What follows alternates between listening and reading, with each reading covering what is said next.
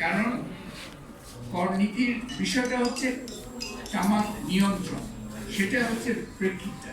এবং তামাক নিয়ন্ত্রণের দুইটা পাথওয়ে, একটা হচ্ছে আইন আর একটা হচ্ছে কর নীতি। দুটার মাধ্যমে তামাক নিয়ন্ত্রণের বিষয়টা আমরা সাধারণত বিশ্বের সব জায়গায় এগুলো নিয়ে কর্মকাণ্ড চলে। এখন কর নীতি নিয়ে আজকে সুনির্দিষ্টভাবে শফিউল হাসান অনেকগুলো আলোচনা নিয়ে আসলেন।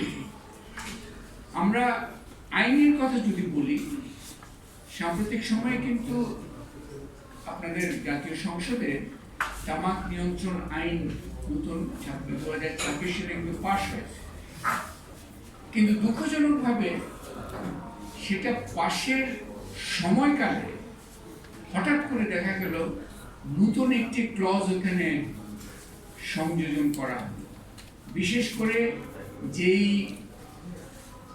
খসড়াটা, যে অর্ডিন্যান্সটা 2025-এ পাশ করা হয়েছে, যেখানে ই সিগারেট এবং ভেপিং এর উপর নিয়ন্ত্রণ ছিল, সেটা এই যে 2026-এ যেটা এখন কয়েকদিন আগে পাশ হলো, সেখানে খুবই বিস্ময়কর ভাবে একটা নতুন আসলো, নতুন একটা ক্লজ ঢুকানো হলো এই